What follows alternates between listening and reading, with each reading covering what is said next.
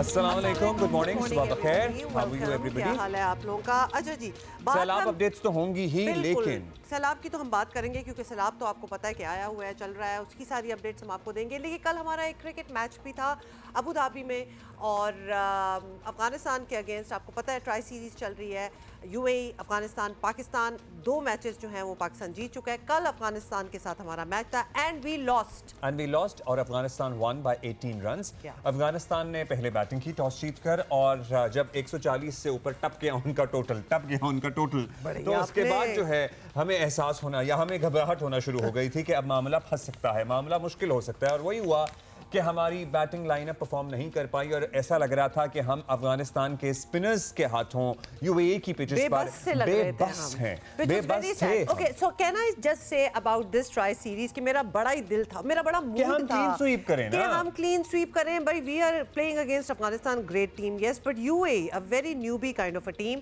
तो बनता तो है कि हम तो इतने वेटरन्स हैं तो हमें जीतना चाहिए और एटलीस्ट एक सीरीज जो है वो टोटली अपने नाम करें, बट ऐसा लगता नहीं है कि होगा, बिकॉज यस्टरडे आवर बैटर्स मतलब इवेंट में इस टूर्नामेंट में हमारा नाकाबिले शिकस्त रहना हमारे एशिया कप के लिए बड़ा मोरल बूस्टिंग भी होता है। और ठीक है, अफगानिस्तान की अच्छी टीम है, जबरदस्त है, उन्होंने बहुत अच्छी परफॉर्मेंसेस दी हैं माजी करीब में, लेकिन even then Pakistan is Pakistan. So yes, हम जो एक्चुअली थोड़े अरसे पहले तक अफगानिस्तान के स्पिनर्स के आगे बेबस नजर आते थे ना, हमारे कुछ मखसूस बल्लेबाज, वो हमारी टीम ही कल जरा बेबस सी नजर आई। आप इस चीज से अंदाजा लगाएं कि कल एक्चुअली रन्स किसने बनाए एंड में, जब बैटिंग के लिए हारिस रऊफ आए हैं ना, मतलब Haris Rauf batting and then actually making more runs than the rest of the batters, क्योंकि Haris Rauf is not known as a batter, he's a bowler, लेकिन एंड में रन्स उन्हीं से निकले। we lost anyway, तो बहुत we are going to be talking about it in detail और experts भी हमारे साथ certainly मौजूद होंगे, और बाकी जो मुल्क में सूरत हाल है वो भी इस वक्त आपको बताना तो बहुत ही जरूरी है। पंजाब से ही शुरू करेंगे क्योंकि हालात तो पंजाब के ही इस वक्त बहुत ही खराब ही नज़र आ रहे हैं, बिकॉज पानी की सतह जो है वो कुछ खास कम भी नहीं हो रही। पंजाब के मुख्तलिफ इलाकों में सैलाब जो है वो जिस तरह चला पड़ा है, तबाहियाँ मचा रहा है, and that is how it is going. कुछ दिन अभी लगेंगे व्हेन इट रीचेस सिंध।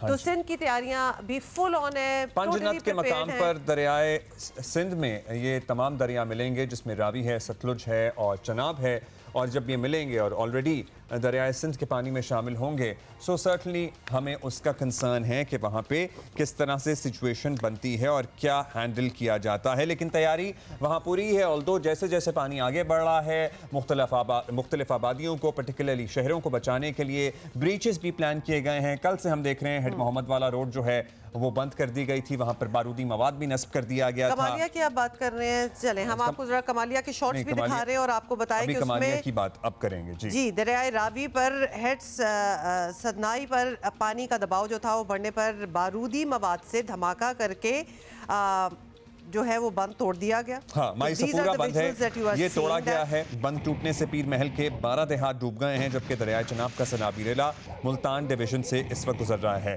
सो कमालिया की तरफ दरियाए रावी लगता है, सो वहाँ पे दरियाए रावी जाहिर है जैसे जैसे आगे बढ़ रहा है उसको मैनेज किया जा रहा है। अच्छा, और ये जरा एक मुल्तान की तरफ चनाब की हम बात कर रहे थे हेड मोहम्मद वाला। अच्छा, ये जो अभी हम विजुअल्स चला रहे हैं ना, ये पूरा जो ब्लास्ट ही हम कह सकते हैं इसको किया गया, इसका जरा नेचुरल साउंड सुने।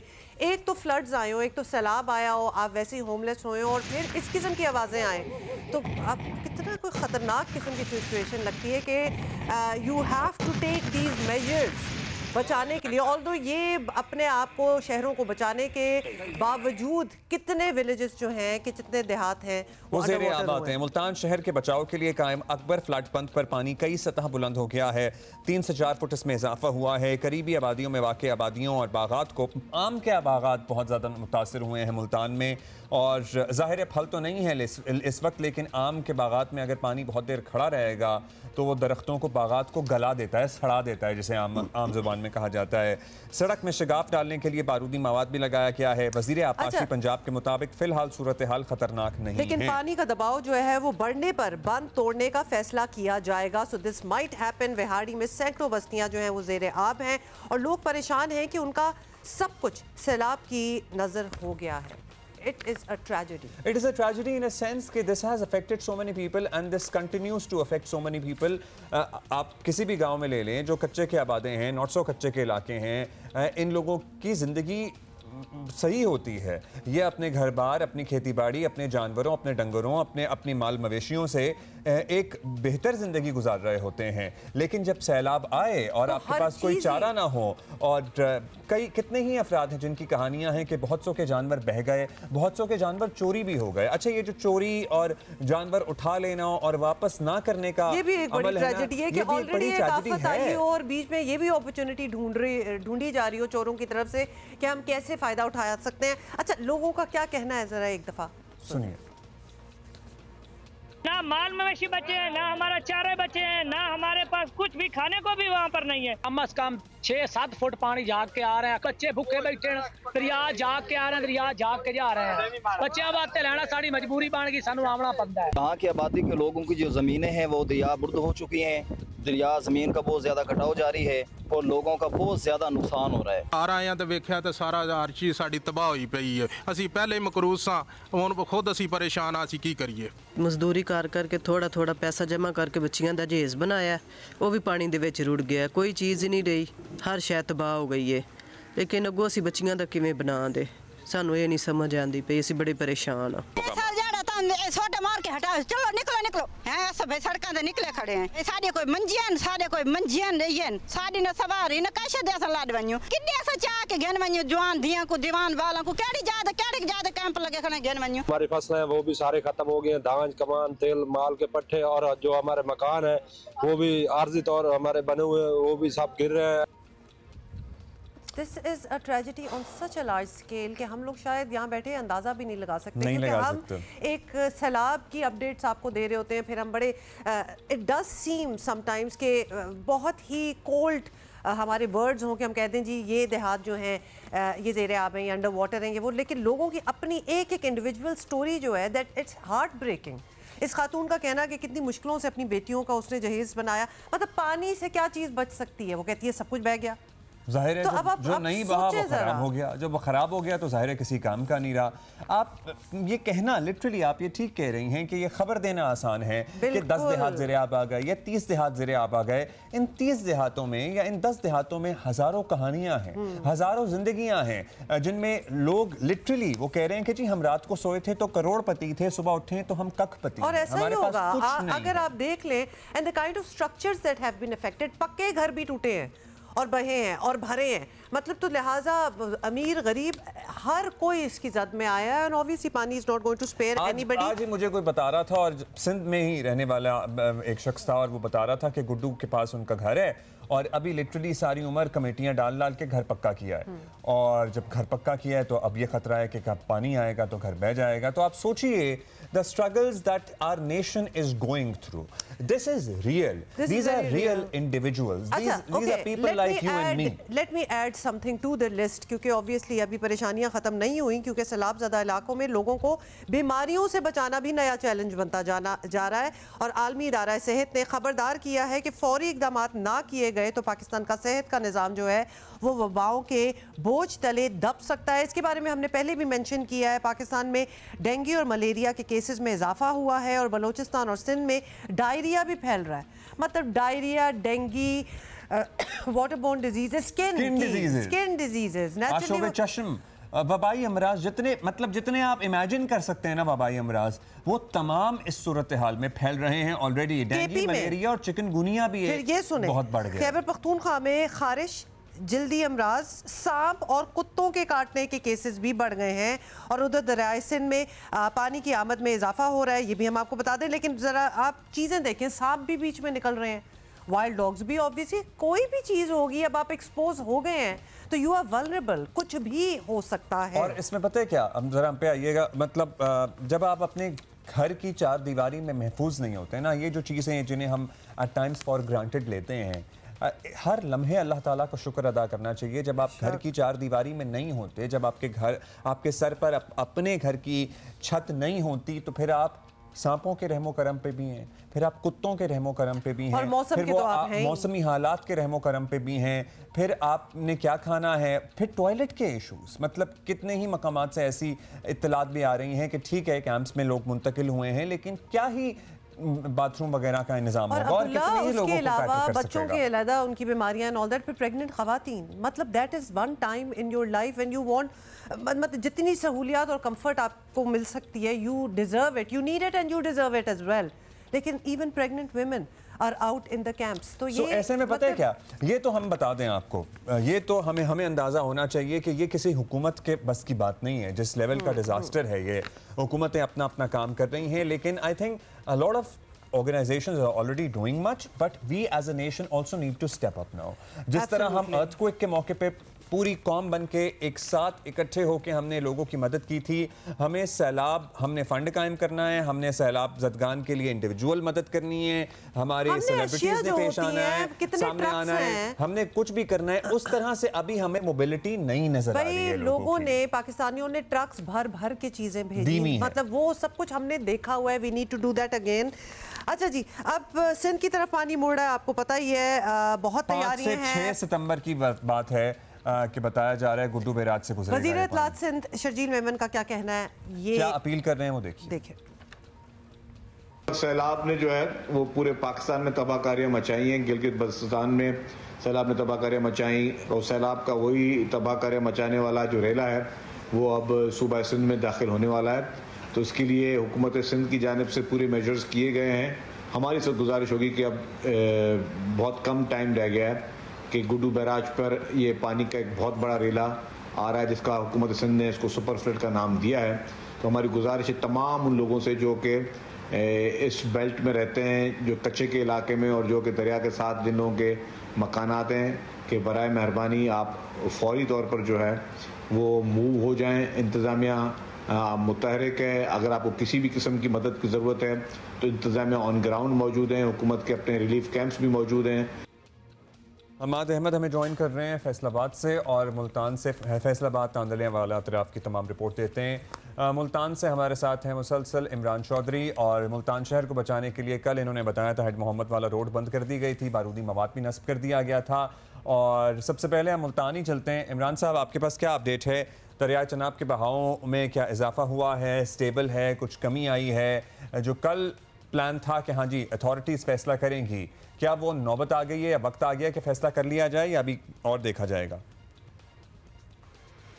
जी अब्दुल्ला, सबसे पहले तो मैं आपके लिए और अपने नाजरीन के लिए एक हैरानकुन बात ये बताऊं कि मुल्तान की हदूद से 152 किलोमीटर जो है वो दरियाए चनाब गुजरता है, लेकिन यहाँ से दरियाए चनाब जो गुजर रहा है पानी के बहाव को जांचने के लिए यहाँ से कितना क्यूसिक पानी गुजर रहा है उसकी गेज ही मौजूद नहीं है। जी हाँ, उसकी गेज ही मौजूद नहीं है। हम समेत जितने हुकूमती इदारे इस वक्त जो गेजिस का मुल्तान का बता रहे हैं वो सिर्फ महकमा नहार के अंदाजों और मफरूज़ों के ऊपर है। ये बड़ी हैरानकुन बात मैं आपको बता रहा हूँ। वो मफरूज़े कहाँ से कायम होते हैं कि अफसोसनाक भी है। यहाँ पर जो है बुर्जियाँ बनाई गई हैं, उस बुर्जियों के ऊपर नंबरिंग दी गई है जो बुनियादी तौर पे सतह समंदर से पानी कितने फुट ऊंचा बह रहा है मुल्तान में दरिया चनाब से, सिर्फ वो जो बुर्जियाँ हैं सिर्फ वो बताती हैं। जैसे कल 410 फुट जो था वो सतह समंदर से ऊपर पानी दरिया चनाब से गुजरा था, आज उसकी जो मिकदार है वो बड़ी है। 24 घंटों में वो 1.5 फुट बढ़ा है और अब वो 411 फुट है। इससे जो है वो महकमा नहार वाले अपने तजर्बे और अंदाजे के मुताबिक जो है और मुशाहिदे से मफरूज़े के ज़रिए क्यूसिक बनाकर जो है PDM में NDM में हुकूमत को बताते हैं, ज़िले इंतज़ामिया को बताते हैं और ज़िले इंतज़ामिया हमें बताती है। जब ये बात हमने SC अनहार से पूछी तो उन्होंने इस बात का एतराफ़ किया और कमिश्नर मुल्तान उस वक्त मौजूद थे और उन्होंने भी बड़ी हैरानी का इज़हार किया। अब ये जो अंदाजे और मफरूज़े हैं उसके मुताबिक इस वक्त जो पीक सैलाब का रेला जो खान की हेड त्रीमू से था उस वक्त मुल्तान की हदूद से गुजर रहा है। उन अंदाज़ों के मुताबिक 4,80,000 से लेके 5 लाख क्यूसिक तक जो है वो पानी यहाँ से गुजर रहा है। जो ज़्यादा परेशान कुन बात वो ये है कि सदनाई पर गुज़श्ता रात 1:45 बजे हेड सदनाई पर जब 1 52,000 क्यूसिक पानी हुआ और हेड को बचाने के लिए माई सफूरा का बंद तोड़ा, जिससे कमालिया की दर्जनों बस्तियां ज़ेरे आब आईं और इसके साथ कबीर वाला तहसील कबीर वाला ज़िला खानेवाल, इसकी भी दर्जनों मवाज़ात जो हैं वो ज़ेरे आब आए। लेकिन उसके बावजूद पानी का दबाव कम नहीं हो रहा हेड सदनाई पर। ब्रीचिंग के बावजूद इस वक्त 8 बजे की हेड सदनाई की गेंज के मुताबिक 1,92,000 क्यूसिक पानी जो है इस वक्त भी हेड सदनाई से गुजर रहा है और ये इंतजामिया के लिए परेशान बात है कि ब्रीचिंग के बावजूद ये बताइए कि पानी एग्जैक्टली ये जो बात हो रही है पानी का जो है ये कम नहीं हुआ, ये पानी को कोई जगह नहीं मिल रही जाने की। जब हमें पता है ये रेला जो है ये वहां से गुजर रहा है तो गुजर के इसने आगे कहीं तो जाना होगा, तो कम क्यों नहीं हो रहा या पीछे से आए चला जा रहा है पानी का? जी मैं आपको बताता हूँ पानी का दबाव देखें, हेड त्रिमू से पानी जो है वो जिस तरह चला और उधर से हेड सतनाई गंडा वाला सिंगसार है, पानी पीछे से मुसलसल आ रहा है। अगर कभी पीछे से पानी की सतह कम होने लगती है, जैसे अब दोबारा भारत की जानिब से जो है वो सलार डैम से पानी छोड़ दिया गया है, तो पानी इस वक्त खान की हेड मराला कादराबाद के ऊपर भी बढ़ रहा है। तो इस वजह से जब पीछे पानी जो है वो थोड़ा थोड़ा बढ़ता है तो उसका इफेक्ट जो है वो आगे तक बढ़ा है। इस पानी के मिकदार को कम करने के लिए इंतज़ामिया जो है वो छोटे जैसे झंग था, चिन्योट था, इसके अलावा रंगपुर मुजफ्फरगढ़ का इलाका है, वहाँ पर कुछ बंद जो हैं वो तोड़े गए और कुछ टूट गए ताकि पानी स्प्रेड हो और पानी का बहाव कम हो जाए। पानी का बहाव उससे थोड़ा कम हुआ है। जो रेला ये तवक्को की जा रही थी कि अब तक मुल्तान से गुजर जाता, उसकी स्पीड स्लो करने में तो इंतज़ामिया काम हुई है अपनी स्ट्रेटेजी के मुताबिक, लेकिन मुसलसल पानी का दबाव जो है वो बढ़ रहा है। और इसके साथ एक और मैं आपको बात बताऊं कि इस वक्त जो है वो पानी के ऊपर जो बहुत ही इंतहाई संगीन बात है कि सियासत शुरू हो गई है। इस वक्त जिस जगह पे हेड मोहम्मद वाला रोड ब्रीच करनी है इसके ऊपर भी सियासत चल रही है। गुज़िश्ता रोज़ यहाँ पर वज़ीर आबासी जब काज़म पीर ज़ादा आए तो उन्होंने अपनी मीडिया टॉक में इस बात का बाकायदा तौर पर कहा कि हम किसी की सियासी ख्वाहिश पर जो है यहाँ पर ब्रीचिंग नहीं करेंगे। इसका मतलब ये था कि उनको मुल्तान से किसी सियासतदान की जानिब से ये कहा जा रहा है कि यहाँ ये ब्रीच कर दें, क्योंकि जिस वक्त ये ब्रीच करेंगे तो इसके जो पीछे एक बहुत बड़ी आबादी है वहाँ पर पानी का जोर टूट जाएगा, लोगों की फसलें जो हैं वो उनमें पानी कम होना शुरू हो जाएगा, लेकिन आगे फसल डूब जाएगी। और अब्दुल्ला मैं आपको बताऊं सबसे ज़्यादा नुकसान उस वक्त होता है जिस वक्त आप कोई बंद में शगाफ डालते हैं, क्योंकि जो बंद के अंदर रहने वाले लोग हैं वो ज़हनी तौर पर तैयार होते हैं कि उनको पानी ने आना है, लेकिन जब आप शगाफ डालते हैं उन आबादियों में पानी जाता है जो ना ज़हनी तौर पर तैयार होते हैं और ना उन्होंने कभी सोच रखा होता है कि यहाँ पर पानी आएगा। जैसे गुज़िश्ता रात जो था वो माई सफूरा का बंद तोड़ा गया, वहाँ पे जो दर्जनों बस्तियां ज़ेरे आब आईं, उन्होंने कभी सोचा भी नहीं था कि उनके पास जो है पानी जाएगा। इसी तरह रंगपुर के सेटल्ड एरिया में जो बस्तियां थीं उनको जब बंद तोड़ा गया तो उधर जो लोग ज़ेरे आब आए तो उन्होंने भी नहीं सोचा था कि यहाँ पर कभी पानी आएगा। अच्छा, ये जो रंगपुर का सेटल्ड एरिया है जो माई सफूरा का बंद टूटने से पानी बस्तियों में जा रहा है, ये दरिया की बेड के इलाके होते हैं या फिर ये दरिया से जरा दूर वाक़े हैं? मतलब यहाँ जिन्हें सिंध में हम कच्चे के इलाके कहते हैं, ये रंगपुर वगैरह ये कच्चे के इलाके में आते हैं या ये सेटल्ड आबादियाँ हैं? नहीं जी, नहीं जी, ये सेटल्ड आबादियाँ हैं, ये बिल्कुल कच्चे का एरिया नहीं है। यहाँ पे अगर कच्चे का कोई एरिया है मुल्तान की हदूद में तो वो जलालपुर के पास आता है या फिर मुजफ्फरगढ़ में अलीपुर के किनारे जो हैं वो कच्चे का एरिया आता है। ये सेटल्ड एरिया हैं, बस्तियाँ हैं, ये कच्चे का जो है ना एरिया नहीं है। यहाँ पर लोग सेटल्ड हैं, लेकिन उस वक्त जो है वो परेशानी का आलम है। अब मुल्तान में रिलीफ की बात की जाए तो रिलीफ डे बाय डे लोगों की डिमांड्स चेंज हो रही हैं। पहले उनको कश्तियाँ चाहिए थी महफूज मुकामात पर मुंतकिल करने के लिए, वो हुकूमत पूरी तरह से ना कर सकी उनके ऊपर।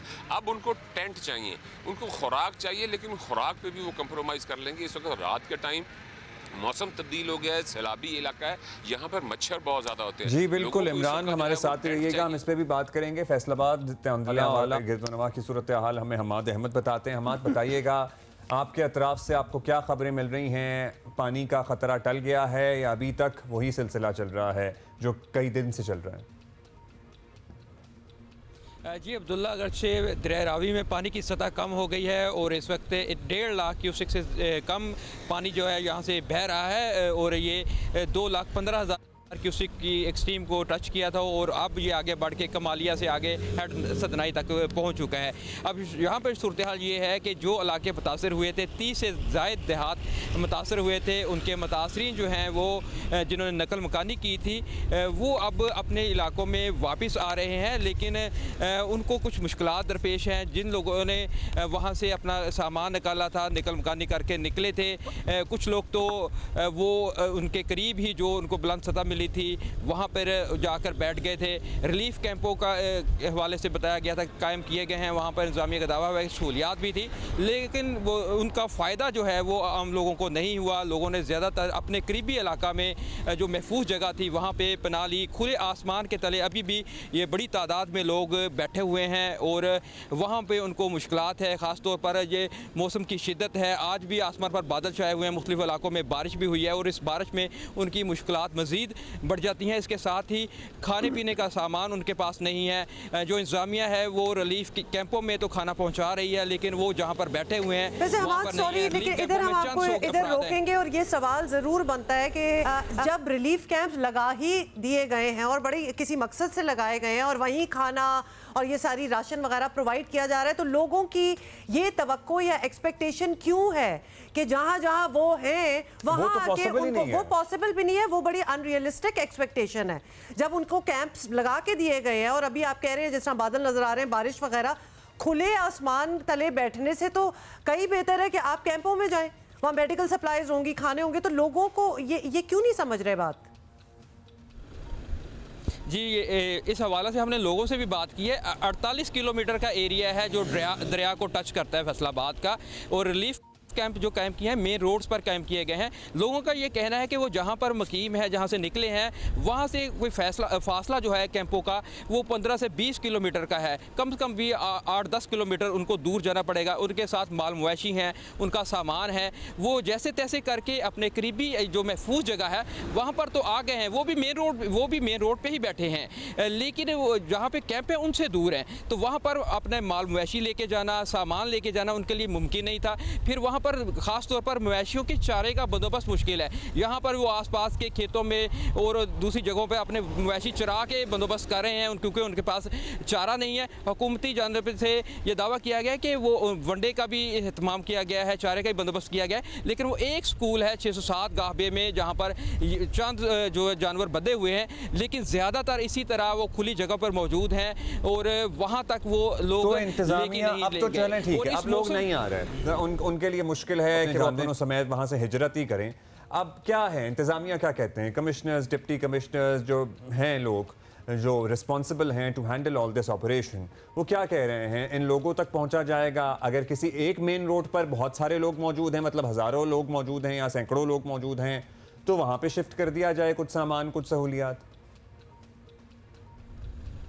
जी, ये मुख्तलिफ पॉइंट्स पर बैठे हुए हैं, लेकिन इंतजामिया जो है, डिप्टी कमिश्नर और असिस्टेंट कमिश्नर, दीगर जो इंतजामिया के लोग हैं, रोज़ाना इन इलाकों का विजिट्स कर रहे हैं, रिलीफ कैंपों में जा रहे हैं, के पीछे जा रहे हैं, लेकिन इन लोगों के पास, इनका ये कहना है, इन लोगों का, इनके पास कोई नहीं आ रहा, इनको खाना देने के लिए कोई नहीं आ रहा, इनके जानवरों के चारे का बंदोबस्त नहीं किया जा रहा, और इस मौसम में इनके लिए अब परेशानी ये है कि वबाई अमराज फूट चुके हैं। अच्छा, इमरान की तरफ जाएंगे हम ब्रीफली। इमरान, रंगपुरा, माईसफूरा से जो आबादियाँ ज़ेर-ए-आब आई, जो सेटल आबादियाँ थीं, वहाँ से जो लोग निकले हैं वो कहाँ हैं इस वक्त? रिलीफ कैंपों में हैं, अपने रिश्तेदारों की यहाँ हैं? इसी तरह हमाद हमें बता रहे हैं कि लोगों ने मेन रोड पर डेरे डाले हुए हैं या फिर सड़कों पे हैं। जी बिल्कुल, लोग जो हैं वो सड़कों पर बैठे हुए हैं। उनको देखें, पहले उनके पास कश्तियाँ नहीं थी कि किस तरह वो ट्रांसपोर्ट करते, उन्होंने कश्तियाँ ली, ट्रांसपोर्ट करके मेन सड़कों पर आ गए। अब वहाँ से देखें कैंपों की, अब मैं मुल्तान की आपको बात बताऊँ कि 30 रिलीफ कैंप हैं, जिनमें ADCGR के मुताबिक जो है वो 2250 टेंट जो हैं वो लगे हुए हैं। अब आप मुझे बताएं कि 4 लाख लोग जो हैं उन्होंने नकल मकानी की है, महफूज मुकामात पर मुंतकिल हुए हैं। अब उनके लिए 2250 टेंट जो हैं वो बहुत कम है। अब कल हमारी जब बात हुई तो उन्होंने कहा कि हमने 2000 टेंटों के लिए मज़ीद PDMA को जो है वो रिक्वेजिशन भेजी हुई है। अब वो 2 दिन हो गए हैं वो भेजी हुई है, लेकिन वहाँ से टेंट नहीं आ रही। ये एक बहुत बड़ा डिज़ास्टर है। अब बात ये होती है कि जब हुकूमती सतह पर ये ऐलान कर दिया जाता है कि आपको जानवरों का वंडा मिलेगा और हर घर को छत मिलेगी, टेंट मिलेंगे, तो लोग तवक्कुआत बना लेते हैं। आज हर शख्स के पास मोबाइल है, नेट पे वो हुकूमती ओहदेदारों के जो है वो बयानात सुन रहा है। 100% बिल्कुल। और आपने एक और चीज़ पे भी पॉइंट किया इमरान, के वादे भी जो किए जाएं, जो स्टेटमेंट्स भी दिए जाएं, वो बड़ी सोच समझ के, ताकि फिर ये वादे जो हैं ये पूरे हों। वरना you are very right, already कोई मुसीबत में हो और उसके बाद उनको आगे से लगे कि जी ये धोखा हो रहा है हमारे साथ। मजीद हम आप लोगों से और भी अपडेट्स लेंगे, but this is all the time we have right now. Back to you in the next hour probably. बहुत शुक्रिया आप दोनों का।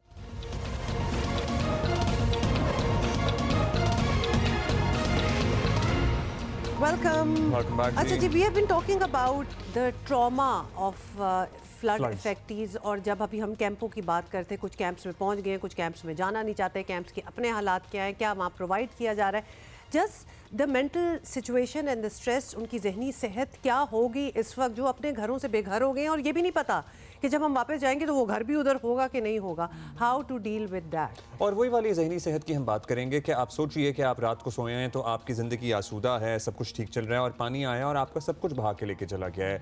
एक शख्स की 60 भैंसें थीं, मतलब 60 भैंसें एक वैल्यू रखती हैं, लाखों की एक एक भैंस होती है। जब वो सुबह उठा है तो उसमें से 30 तो बह गई थी, बाकी कुछ चोरी हो गई थी, 10-12 बची थी। और फिर ये चले वो लोग हैं दूसरे जिनकी बहुत बड़ी सोसाइटीज़ में घर थे, जो घर करोड़ों के घर हैं, पानी से भर गए हैं। मतलब ये फोर्सी कोई नहीं करता, वो अपने आप को सिक्योर करने के लिए इंसान सब कुछ करता है कि जी अब हमारा पक्का मकान है, हम बैठ गए हैं, इसमें कुछ नहीं होने वाला, and then something like this happens. वो गरीब औरत जिसने अपनी बेटियों का जहेज बनाने के लिए सारी उम्र सेविंग की, मेहनत की, मजदूरी की, खेतों में काम किया, वडेरों के यहाँ काम किया, चौधरियों के काम किया, कहाँ नहीं काम किया, अब उसकी बच्चियों का जहेज जो है वो बह गया है। या जिस आदमी का एक माल मवेशी, एक भैंस और 2 बकरियां थी, अगर वो 2 बकरियां भी बह गई हैं तो what mental trauma that he और she must be going through. फिर बच्चे भी पालने हैं, फिर बच्चों को बीमारियां भी लग रही हैं। This is something that we are going to talk about today, क्योंकि पाकिस्तान में जहनी सेहत से मुतालिक आपको पता है आगाही के लिए जियो न्यूज़, मीर खलील रहमान फाउंडेशन और ब्रिटिश एशियन ट्रस्ट के ताउन से एक मुहिम मिलकर जारी है, जिसके अंडर हम कहेंगे हम बहुत सी बातें करते हैं, बहुत इश्यूज़ पे बातें करते हैं, मेंटल स्ट्रेस, मेंटल टोल, अपनी ज़िंदगी को, अपने आप को आप बेहतर स्पेस में किस तरह ला सकते हैं ताकि आप डील करें ना इन सारी चीज़ों से। तो उस पर हम बात करेंगे, जिसके लिए हमें ज्वाइन किया है। इससे कैसे निकलना तो पता नहीं मुश्किल है, लेकिन हमें इससे कैसे नबरदाज़मा भी ज़रा मुश्किल लफ्ज़ है, मतलब हाउ टू डील भी है, डील ही करें ना, मतलब जो सारे समझते हैं वही हम अल्फाज भी यूज़ करें। हम इसे कैसे मैनेज करें। डॉक्टर यास्मीन खान है, माहिर नफ्सियात, हम क्लिनिकल साइकोलॉजिस्ट हैं। बहुत शुक्रिया डॉक्टर साहबा। कम्युनिटीज़ हैं, मतलब कई दर्जनों देहात हैं जो दरिया आगे बढ़ रहा है, दरिया ज़ेरे आबाद हैं, वो घर अब नहीं रहते रिहाइश के काबिल, लोगों को निकलना पड़ता है, माल मवेशी जानवर जो भी है हाथ आता है वो ले जाते हैं, नहीं तो कुछ बह जाता है, बच्चे उठा के, कुछ जानवर उठा के सड़क पे जा रहे हैं या कैंप में जा रहे हैं, क्या करें। ये देखें, आप जो बात कर रहे हैं इतनी इम्पोर्टेंट है। पूरी घर बह गए, दीवारें टूट गई, जमा पूंजी ख़त्म हो गई, मवेशी चले गए, क्रॉप्स मर गए, तो आप तो कंप्लीटली समझ लें आपके लिटरली पैरों तले ज़मीन बिल्कुल निकल गई। और सबसे पहली चीज़ क्या होती है? रोटी, कपड़ा, मकान, सिक्योरिटी। तो इंसान जहनी सेहत से पहले ये चीज़ें, रोटी, कपड़ा, मकान, तो ताकि सिक्योरिटी हो, ताकि आप दोबारा, तो इंसान जो होता है, अल्लाह ताला ने इंसान को जो बनाया है ना, सर्वाइवल इंस्टिंक्ट के साथ बनाया है, तो हम इंसान सर्वाइवल मोड में आ जाता है।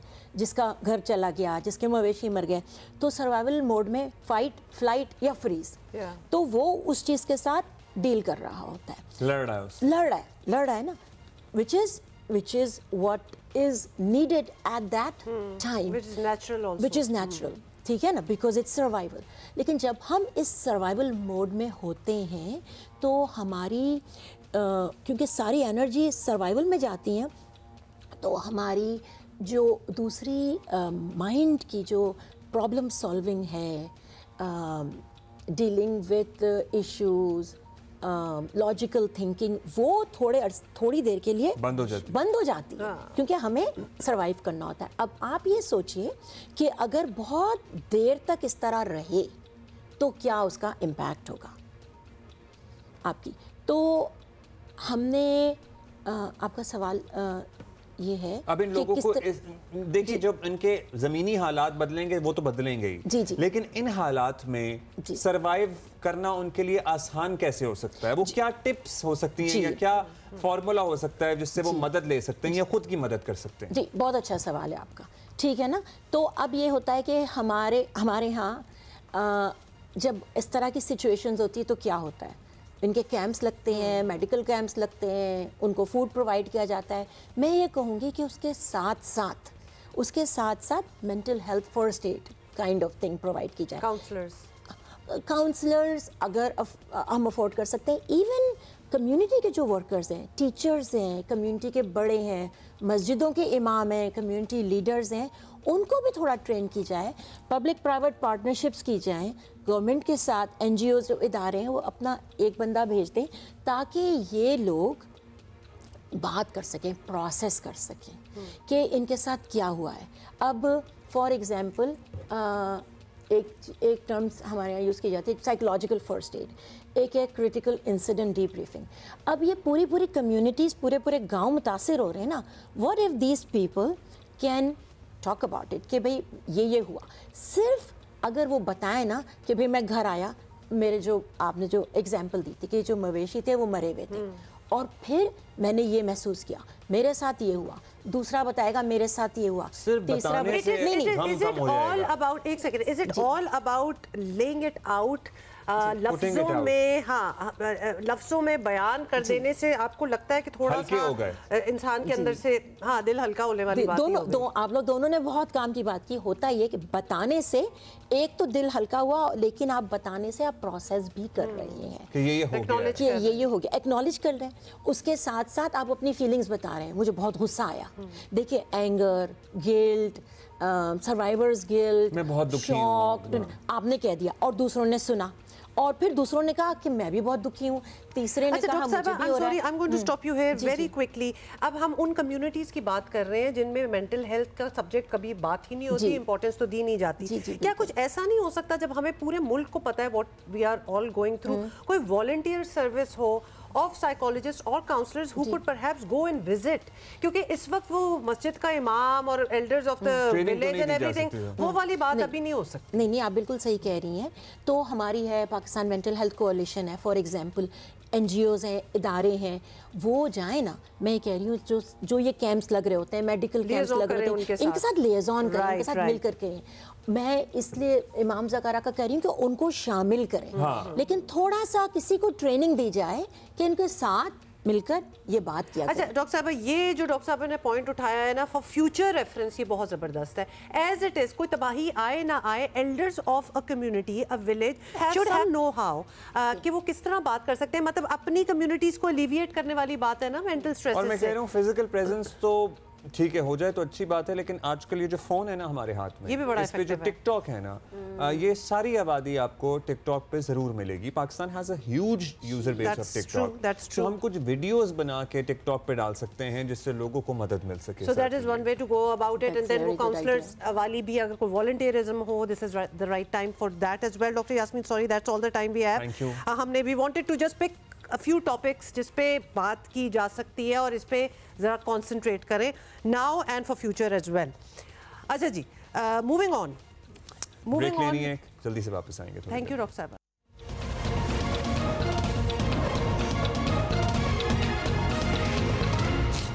अच्छा जी, सैलाबों से ज़रा हट के एक और केस जो है वो इस्लामाबाद से आया है और उस पर बहुत बात भी हो रही है। We need to know more about it. Islamabad police ने सोशल मीडिया इन्फ्लुएंसर और टिकटॉकर सामिया हिजाब को कत्ल की धमकियां देने और मुबैना अगवा की कोशिश वाले मुलजिम हसन जाहिद का 5 रोज़ा जिस्मानी रिमांड हासिल कर लिया है और मुलजिम के खिलाफ थाना शालीमार में मुकदमा भी दर्ज हो गया। अब इसकी बैकग्राउंड क्या है, क्योंकि बहुत सी स्टेटमेंट्स जो हैं आपने देखी होंगी सोशल मीडिया पे, स्टेटमेंट्स आ भी रही हैं और कंफ्यूजन भी एक है कि एक्चुअली व्हाट हैपेंड। अच्छा, एक तो बात क्लियर कर दें। अब वो सामिया का दोस्त था, सामिया का रिश्तेदार था, सामिया का मंगेतर था, या इवन किसी औरत का शौहर भी था। अगर किसी औरत का शौहर भी उसे अगवा करने की कोशिश करेगा या तशद्दुद करेगा या कत्ल करने की या जान से मारने की धमकी देगा, so it does not mean कि उस औरत का, उस खातून का उसके साथ कोई भी ताल्लुक है, चाहे वो उसके बच्चों का बाप भी हो।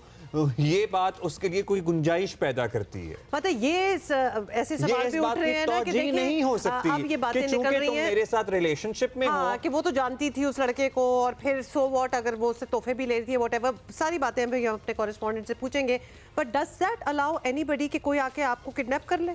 मतलब कितनी अजीब किस्म की इक्वेशन डालने की कोशिश कर रही है कि जहां लगता ही है कि जो आपको जानते हो, जिसको भी आपने अपनी जिंदगी में रास्ता दिया हो कि आप आ सकते हैं, you can come to know me, you can also what kidnap me. और तोहफे लेने वाला भी आकिलो बालिग है और तोहफे देने वाला भी आकिलो बालिग है। तोहफे देने वाला जो भी उस वक्त तोहफे दे रहा था अपने होशो हवास में दे रहा था ना, सो उससे उसने ये अज्यूम कर लिया कि कोई भी XYZ जो है ये मुझसे शादी ही करेगी। क्यों किस दुनिया में रह रहे हो भाई। अच्छा, अयाज अकबर यूसुफ जई हमारे साथ है, नुमाइंदा जियो न्यूज़ इस्लामाबाद। अयाज, जल्दी से अब्रिज्ड फॉर्म बैकग्राउंड बता दें, क्योंकि बड़ी कंफ्यूजन हुई है लोगों को कि एक तो ये सबसे पहला इल्ज़ाम तो यही आ रहा है कि खुद ये जानती थी जो टिकटॉकर हैं सामिया, और फिर वो बंदा आया, उसने किडनैप या फिर उनकी एडवांसेस को उन्होंने रिफ्यूज़ किया, फिर उसने किडनैप करने की कोशिश की।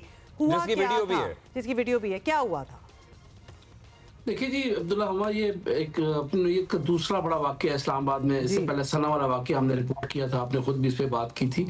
ये भी एक टिपिकल रिफ्यूजल का केस है, और ये बिल्कुल जैसे आप बता रहे थे, सोशल मीडिया में भी चल रहा है कि दोनों एक दूसरे को जानते थे, उनकी दोस्ती थी, दूसरे से मेल मिलाप भी था, तोहफे ताइफ भी थे, सब कुछ था।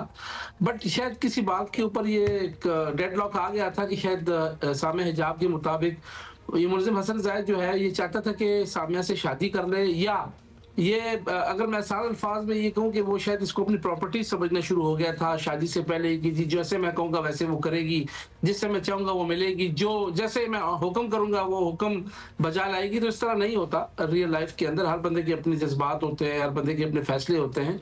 तो सामिया हिजाब के मुताबिक उन्होंने जो दरखास्त दी, उन्होंने कहा जी कि ये मुझसे ज़बरदस्ती शादी करने के लिए मुझे घर से अगवा करने के लिए आया, जिस पर उन्होंने कहा कि मैंने रिफ्यूज़ किया, मैंने उनको मना किया। वो अपने दोस्त के हमरा मुझे जबरदस्ती गाड़ी में बिठा कर ले गए। अच्छा, ये जैसे ये मुलजिम बड़ा शातिर था, जैसे इसने ये पूरी कार्रवाई की उसके बाद फौरी इसने ये वहां से गायब हो गया, और उसने फिर अगले दिन सुबह सुबह ही अदालत से बेल बिफोर अरेस्ट करा ली ताकि मुझे कोई पुलिस पकड़ ही ना सके। पुलिस ने बड़ा अच्छा काम किया इसके अंदर। आप देख सकती हैं कि सारे दफात इसमें अगवा करने की कोशिश, जान से मारने की धमकी, किसी घर पर दावा बोलना समेत कई दफात के तहत इसके खिलाफ मुकदमा दर्ज करने को पकड़ने की पूरी कोशिश कर रही थी। फिर जब मालूम ये हुआ कि सामिया हिजाब अगले दिन 11 बजे किसी जरूरी काम से F11 मरकज जा रही थी A11 से, तो रास्ते में ये मौसू फिर टकर गई उनको, और एक मरतबा फिर उनको पिस्टल विस्टल दिखा के उनसे पर्स छीना जिसमें कोई नकदी भी थी, उनकी कोई कार्ड्स भी थे, और कहा कि ये FIR वापस ले लो, अदरवाइज फिर तुम जो है ना मैं तुम्हें ऐसी जगह फेंकूंगा, तुम्हारी लाश भी नहीं मिलेगी। जिसके बाद ये फिर घबराती है और फिर पुलिस को कॉल करती है। फिर पुलिस जो है वो फिर दोबारा जो है इस मुलजिम का ताक़ुब करती है और पकड़ने में कामयाब हो जाती है। अयाज टोटली समझ आ गई। मतलब ये कहानी पाकिस्तान में अफसोस की बात है कि हम इतनी सुनते हैं कि जहां रिफ्यूजल हो वहां ये सारी चीजें हो जाती हैं। अच्छा अयाज, अभी हमारे पास वक्त कम है, लेकिन जाहिर है मुझे तो I am really concerned about Samia's life ahead, क्योंकि अगर ये FIR होने के बाद भी उसे धमकियां दे रहा है कि मैं तुम्हारी लाश ऐसी जगह फेंकूंगा और FIR वापस लो एंड ऑल दैट, यानी इस पे जू नहीं रहेंगी, नंबर 1। नंबर 2, जो लोग कंप्लेन कर रहे हैं भाई मंगनियां भी इसी खातिर होती हैं कि दो लोग एक दूसरे को जान लें कि whether they can spend their life together और नॉट। और जहां आपकी मंगनी में भी अगर ये पता चल जाए कि वो तो कत्ल की धमकियां और प्रॉपर्टी समझना स्टार्ट हो गया, तो मंगनियां फिर टूटती नहीं है क्या? और सही होता है ना कि टूटती हैं। तो इसको भी यही समझ लें कि where she they knew got to know each other, लेकिन वो बंदे की असलियत नजर आ गई कि वो कर क्या रहा है, जो उसको अभी भी धमकियां दे रहा है और बंदूकें दिखा रहा है।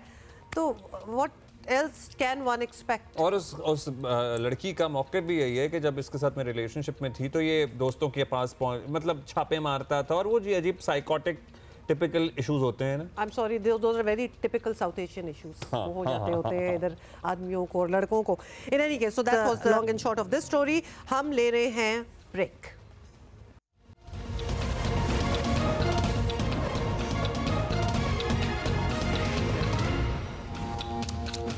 अस्सलाम वालेकुम वंस अगेन जी, वेलकम बैक। और बिल्कुल ठीक, आप कैसी? ठीक हूँ।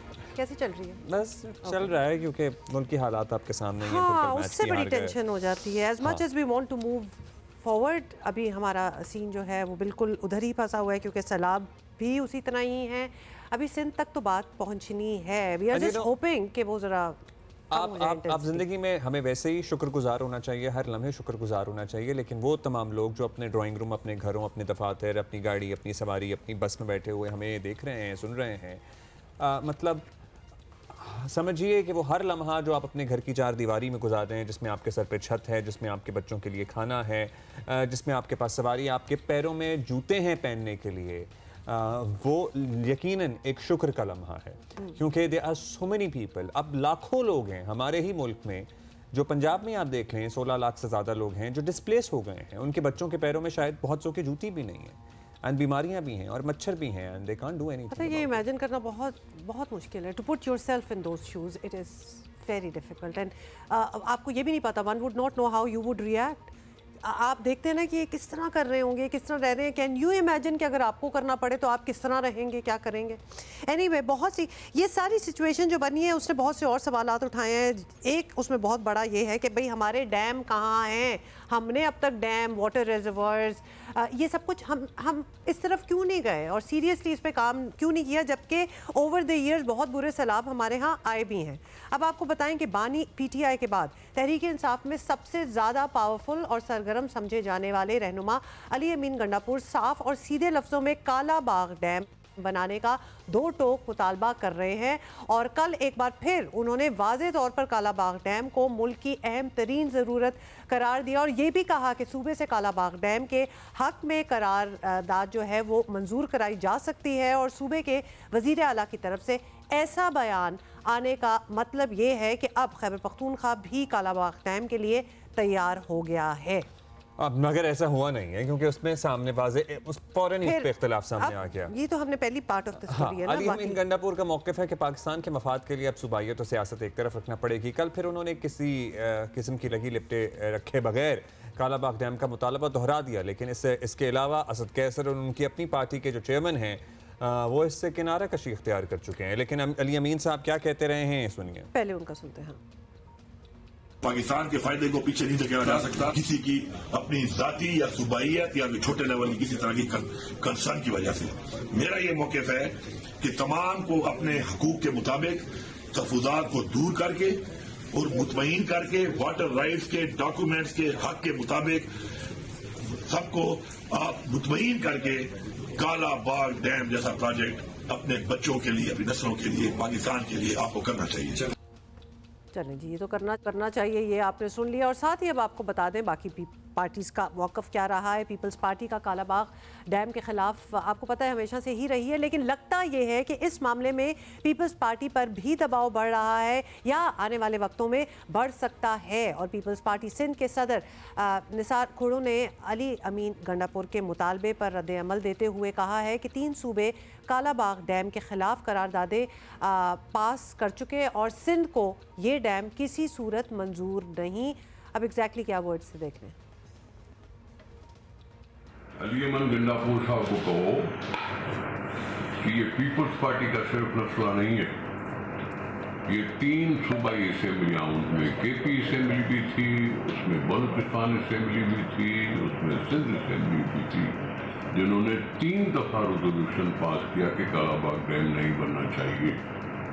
ये सिर्फ पीपल्स पार्टी की बात नहीं है, पूरे सूबे की बात है जिसमें सब रहते हैं। अली अमीन साहब को शायद ये पुरानी तारीख का पता नहीं है या उस वक्त वो इस तरह से सियासत में थे नहीं।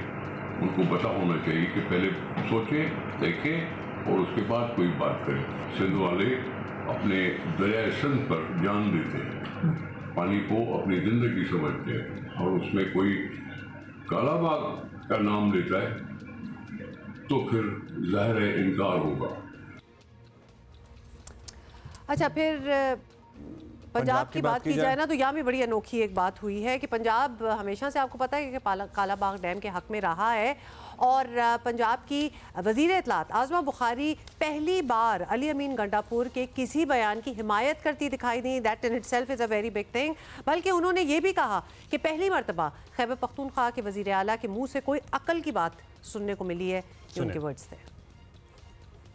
अब ना सुबह और मतलब सियासत, मुझे ये सूट करता है, मुझे वो सूट नहीं करता, ये इससे निकल के अब हमें एक कौम की तरह कुछ फैसले करने पड़ेंगे।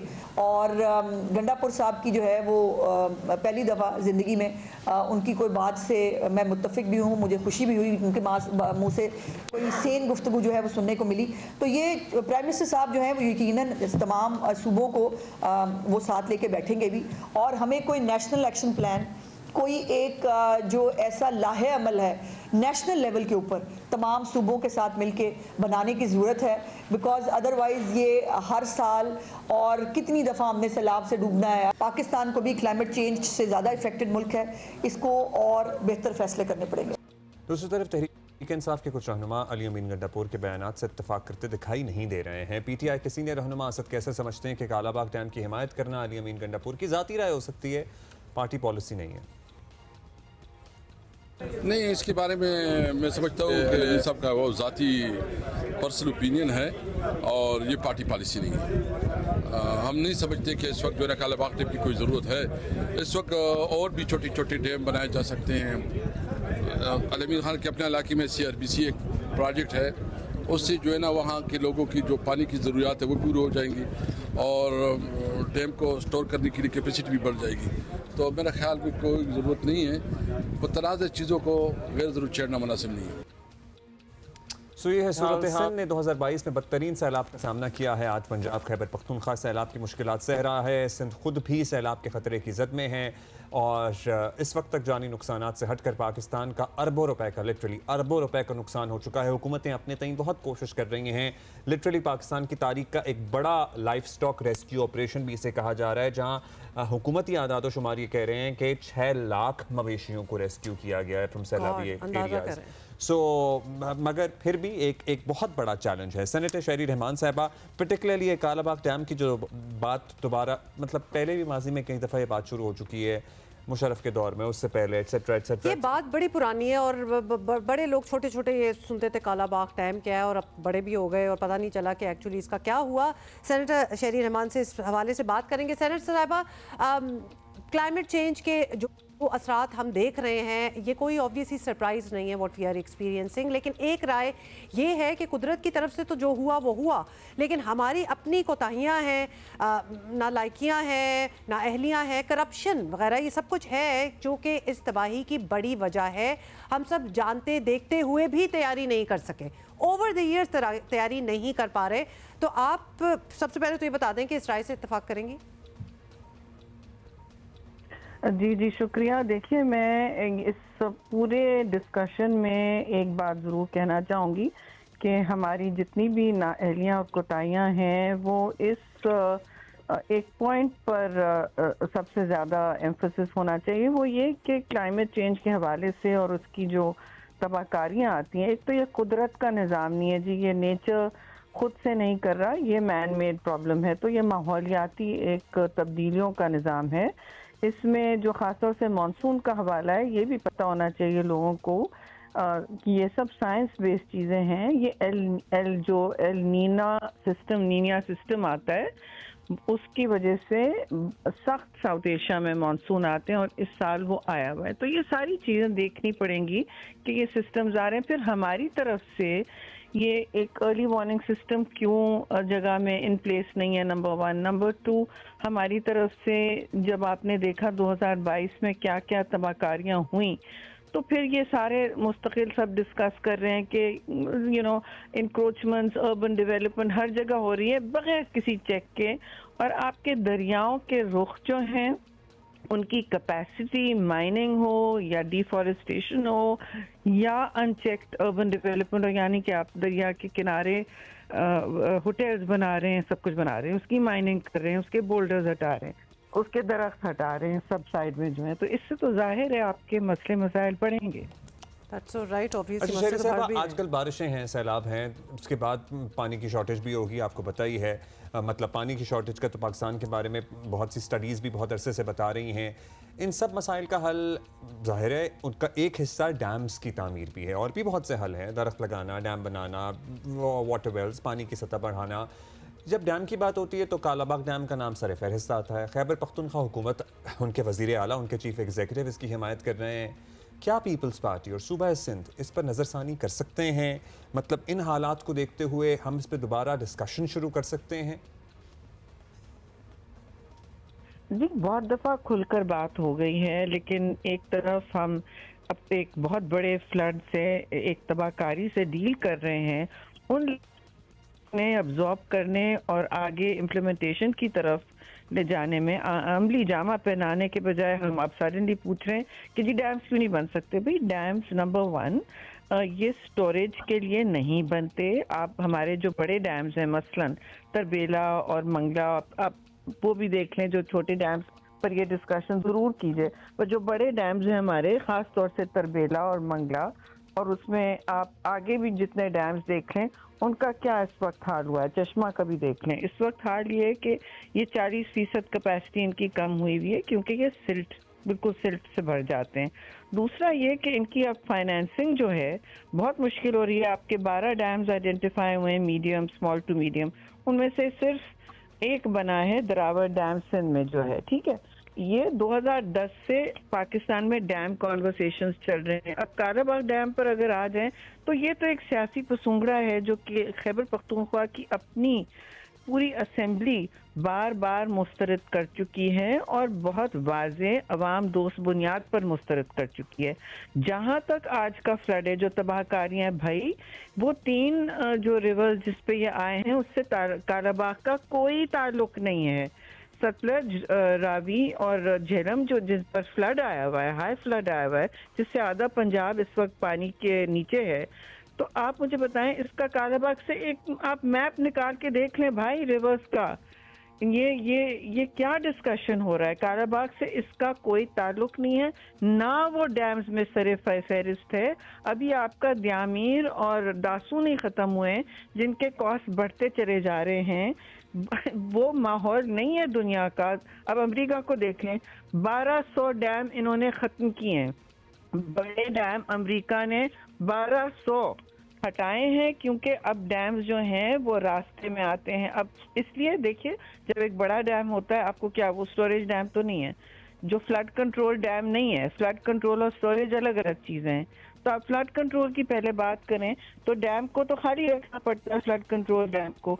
स्टोरेज डैम जो है वो एक हादसा भी बन सकता है अगर बहुत बड़ा हो।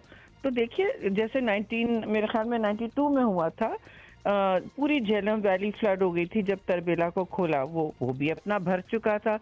तो देखिए, ये अनइन्फॉर्म्ड इंजीनियरिंग डिस्कशंस नहीं होने चाहिए। इस तरह आप लोग ख़ासतौर से टीवी पर जो लोग तवज्जो दे रहे हैं, आप इस बात को सुन लें और समझ लें कि जब 12 आपके मीडियम साइज डैम में से एक बना है, 15 साल से ये अप्रूवल वेट कर रहे हैं, तो बड़े डैम बनाने की सकत ही नहीं है जी। तरबेला तो यूएस एड ने बनाया था और मंगला में भी वर्ल्ड बैंक और एडीबी की बहुत पुश थी, फाइनेंशियल थी, ये इंडस वाटर ट्रीटी के बाद।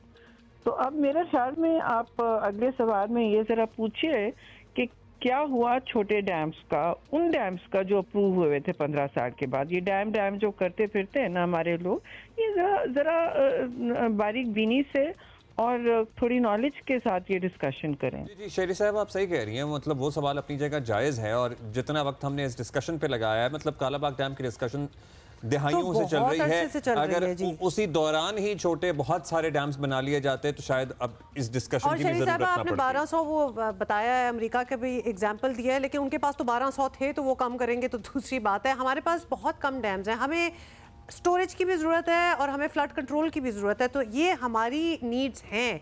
अब इस इशू पर हमें ये बात भी सामने रखना पड़ेगी। और ये डिस्कशन भी इसलिए हो रही है क्योंकि ये डिस्कशन एक सूबे के चीफ एग्जीक्यूटिव ने शुरू की है। That's right. अच्छा, अब सेंटर साहब, ऑब्वियसली ये सब कुछ हम इस पे बात भी कर रहे हैं। अब हम डैम बनाएं या ना बनाएं, हम कोई और बंदोबस्त करें या ना करें, इंडिया ये सब कुछ करेगा और वो सिंध तास मुआहदे को साइड पर रख कर कुछ भी कर सकता है और वो हम देख भी रहे हैं। तो क्या सिर्फ यही वजह काफ़ी नहीं कि हम भी एटलीस्ट अपनी तैयारी जो है वो रखें, अपना बंदोबस्त करें, हमारा फ्यूचर को थोड़ा सा हम सिक्योर करने की कोशिश करें और फौरी करें? नहीं, बिल्कुल हमारी तैयारी तो ज़रूरी होनी चाहिए। इस वक्त मसलन पाकिस्तान में 140 से ज़्यादा मीडियम और स्मॉल डैम्स हैं, ओके। लेकिन फील्ड एक्सपर्ट्स कहते हैं कि यहाँ कम से कम 750 होने चाहिए। नॉट बड़े डैम्स नहीं, ये छोटे डैमों की बात हो रही है। और इनकी पीएचडीपी में चाहे वो रेन वाटर हार्वेस्टिंग हो, ये ज़रूरी है कि आप अगर पानी स्टोरेज करेंगे, पानी की स्टोरेज करेंगे, उसके लिए आप पीएचडीपी में और सूबे अपनी एडीपी में एक रकम मक़दस करें। उसके अलावा सीरियसली लें इस बात को कि आप अपने मुल्क का फॉरेस्ट कवर नहीं हटा सकते। फॉरेस्ट कवर मुल्क का ज़्यादातर खैबर पख्तूनख्वा में है। वहाँ मैं ये सियासत इसमें नहीं लाना चाहती, लेकिन अफसोस से मैं कहूँगी कि जो मिलियन ट्री सुनामी प्रोग्राम है वो मिलियन ट्री बदनामी प्रोग्राम बन गया है। 2017 से इन्होंने क्या वहाँ पॉलिसीज लाई हैं, ज़रा देखिए, आप लोग खुद रिसर्च किए। ये वुड कट और वुड लॉट पॉलिसीज जो हैं, वुड लॉट इनकी, इसमें क्या हुआ है, सारा टिम्बर, सारी लकड़ी जो ढाल बनती है, जो दरख्त ढाल बनते हैं इस खासतौर में पहाड़ी इलाकों में, उनको हटा दिया गया है। रिवर्स को माइन किया गया, यानी उनके अपने बेड्स ख़त्म कर दिए।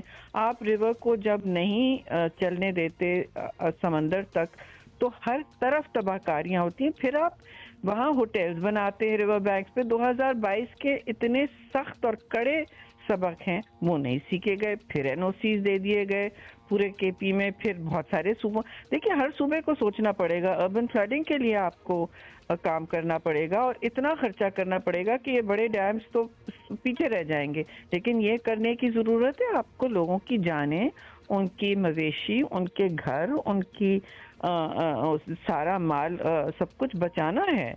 और ये रेजिलियंस एक साइंटिफिक हल है, इसको मगर कोई रॉकेट साइंस नहीं है, ये हल हमारे पास हैं।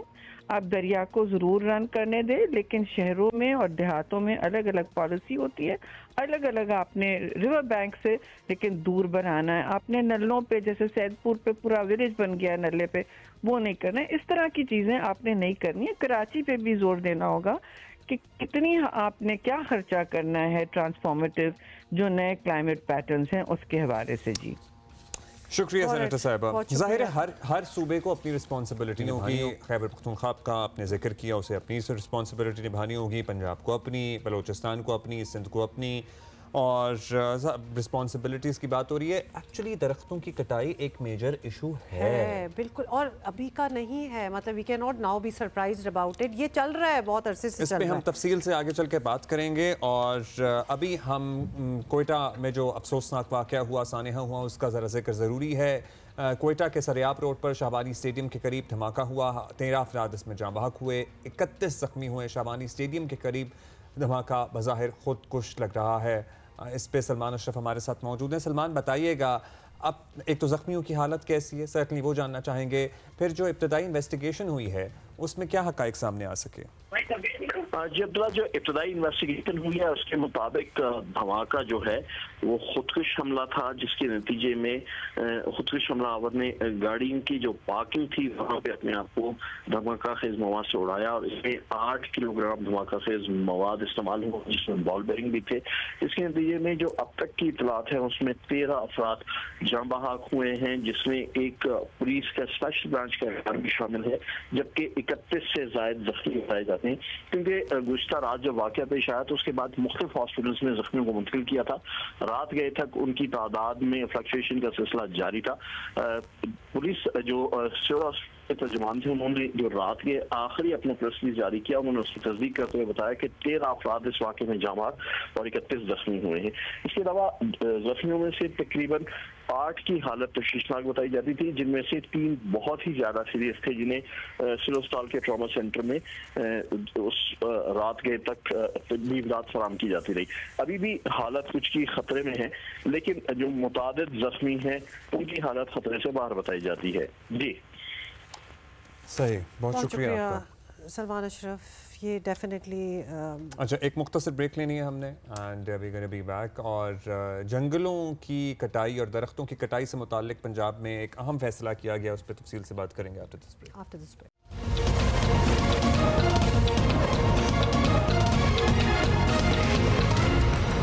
वेलकम बैक जी। अभी हम दरख्त लगाने की बात कर रहे थे, छोटे बड़े डैम्स की बात कर रहे थे और दीगर इक़दामात की बात कर रहे थे, जो भी सोचा जा सकता है ना, बिकॉज एक होलिस्टिक अप्रोच होनी है, तभी हम अपने आप को, अपनी नस्लों को, अपने मुल्क को बचा सकेंगे। वाटर रिजर्वोयर्स की, वाटर वेल्स की, हम जो भी बेहतरी ला सकते हैं। देखिए, जब इस किस्म की सिचुएशन बनती है जो हम देख रहे हैं, तो फिर दिल चाहता है अब सब कुछ वो कर लो। पंजाब की सीनियर वजीर मरियम औरंगजेब हमारे साथ हैं और पंजाब में एक बड़ा फैसला ये किया गया है कि पंजाब में जंगल की लकड़ी की नीलामी का रिवायती निज़ाम ख़त्म कर दिया गया है। वज़ीर आला ने यह फैसला किया है, पंजाब के तमाम जंगलात की कटाई और लकड़ी की नीलामी पर फौरी तौर पर पाबंदी आयद की गई है। अब how would this go about, मतलब इसका तरीक़ाकार ऑल्टरनेट क्या होगा, क्या निज़ाम है, क्या सोचा है, कैसे होगा, कब तक होगा, ये अहम सवालात हैं। फिर साथ ही फ्लड रिलीफ ऑपरेशन भी चल रहा है। अभी तो रिहैबिलिटेशन बाद में आएगी, अभी तो सिर्फ रिलीफ ही चल रहा है। और मुल्तान में हमने आपको बताया था सूरत हाल अभी भी अलार्मिंग ही है, लाखों लोग मुतासर हो चुके हैं, होने का खदशा है। और पानी के जो लेवल्स हैं वो अभी तक नीचे नहीं जा रहे, तो लिहाजा वो थ्रेट जो है दैट ऑल्सो। मरियम साहिबा प्लीज हमें बताइएगा, सबसे पहले तो हम रेस्क्यू ऑपरेशन की ही बात कर लें। कैंप्स लगाए गए हैं, इंतजामिया खासी मुतहर्रिक है, बहुत सी जगहों पे लोगों को कुछ मुश्किलात भी हैं। जैसे कि अभी हमें कमालिया से रिपोर्ट कर रहे थे हमारे साथी, वो कह रहे थे कि कुछ दूर हैं इमदादी कैंप्स, इसलिए लोग ज़्यादातर लोग मुख्तलिफ मेन रोड्स पे ही अपने जानवर लेकर बैठ गए हैं और फिर वो शिकायत कर रहे हैं। लोगों को भी हमने ये इनकरेज किया कि वो कोशिश करें कि इमदादी कैंपों तक पहुंचे, क्योंकि इस तरह इंडिविजुअल मदद पहुंचाना मुश्किल होगा। लेकिन क्या सोचा है, इन लोगों को फिर मूव कराया जाएगा, क्योंकि पीपल आर स्टिल डिमांडिंग कि उन्हें खाना पहुंचाया जाए, और सबसे बढ़कर जानवरों के चारे की कमी बहुत पेश आ रही है लोगों को।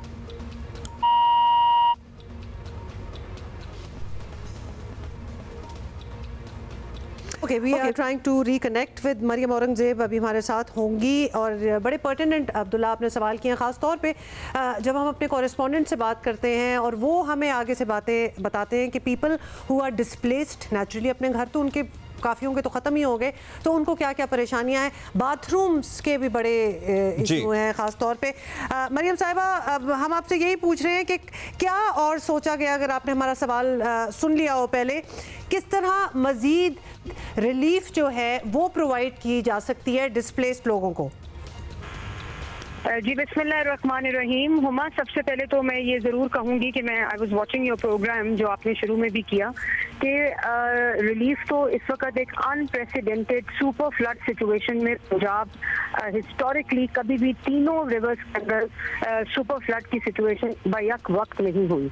तो एक बड़ी गैर मामूली सी सिचुएशन है, अनप्रेसिडेंटेड है। लेकिन उसके साथ साथ जो प्रिपेयर्डनेस थी of Punjab government, because we were foreseeing this, कि ये जब इंडिया से स्पिलवेज का इंडिकेशन आई फॉरेन ऑफिस में, तो हमारी जो चीफ मिनिस्टर पंजाब की पूरी निगरानी में प्रिपेयर्डनेस स्टार्ट हो गई। और एक अर्ली मानसून का भी था, और लास्ट ईयर अर्बन फ्लडिंग का भी एक फिनोमेना था।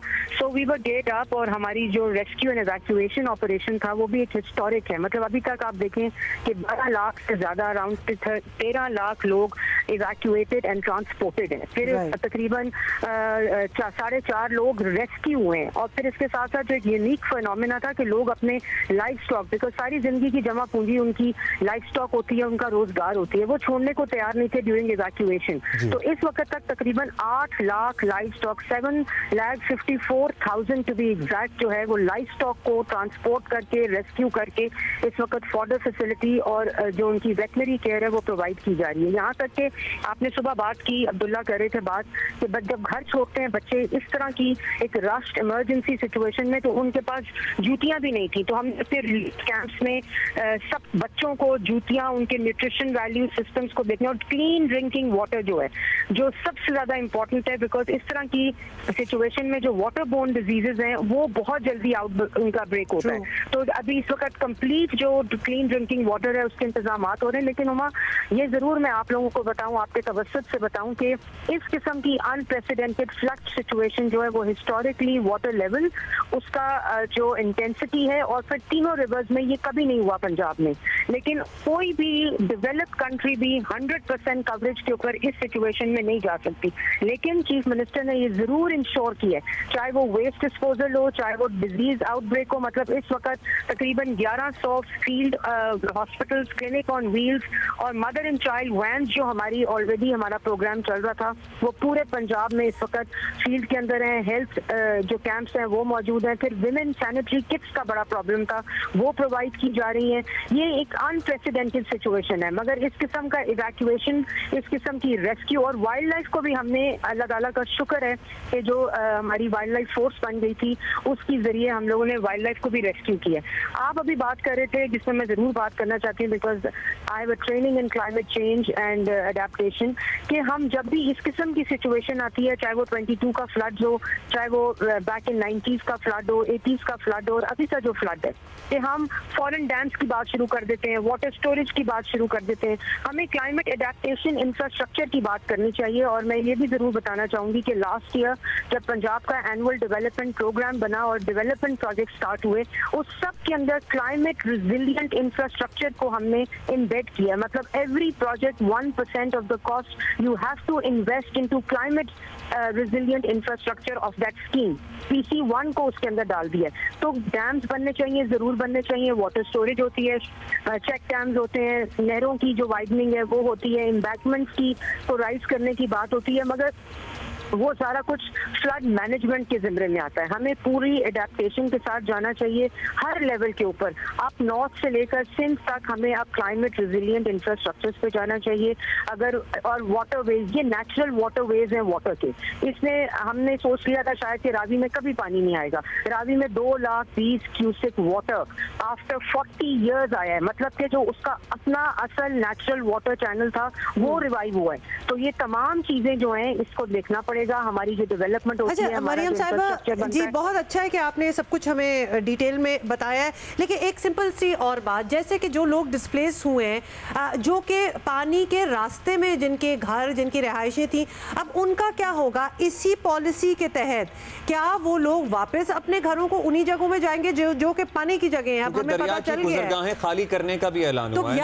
ये तो हमें ये बड़ा इंपॉर्टेंट क्वेश्चन है, जो रिहैबिलिटेशन है वो उनकी कहाँ होनी है। ये एक बहुत बड़ा रिलीफ रिहैबिलिटेशन का एक प्रोसेस होगा। इसके अराउंड एक पूरा डेवलपमेंट इंफ्रास्ट्रक्चर के लिए अभी से चीफ मिनिस्टर पंजाब ने अपनी डिस्ट्रिक्ट एडमिनिस्ट्रेशन को ये बोल दिया, हमारी मैपिंग स्टार्ट हो गई है। जो क्रिटिकल एरियाज हैं, जैसे आप सुतलज और चनाब के क्रिटिकल एरियाज आइडेंटिफाई हुए हैं और रावी के क्रिटिकल एरियाज आइडेंटिफाई हुए हैं, तो उनको तो हमें बिल्कुल जो वाटर रिवर बेड्स हैं, जो रिवर एम्बैंकमेंट्स हैं, वहाँ से पॉपुलेशन को, लेकिन one thing needs to be consider, it has a huge cost।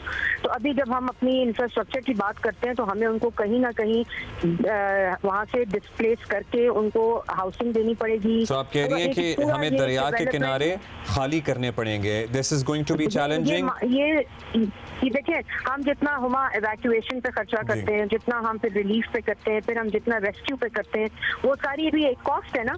और वो सारी कॉस्ट को जब आप मिलाएं तो उससे बेहतर है कि आप इन कम्युनिटीज को ऐसी जगह के ऊपर शिफ्ट करें जहां for future, for time, ideally तो ऐसा ही होना चाहिए। मरियम साहिबा, वक्त हमारे पास और आपके पास भी कम है, ज़ाहिर है you also have to go, और आप हर जगह जी आप जा रही हैं वज़ीर आला के साथ फ्लड अफेक्टेड एरियाज में। ये जो ताज़ा फैसला है, पंजाब में जंगलों की लकड़ी की नीलामी का रिवायती निज़ाम ख़त्म किया है, मतलब ज़ाहिर है एक हमें दरख्त लगाना, दरख्तों की कटाई रोकना, ये सारे इस प्लान का हिस्सा ही है कि हम आगे इस क्लाइमेट चेंज को किस तरह रोक सकें।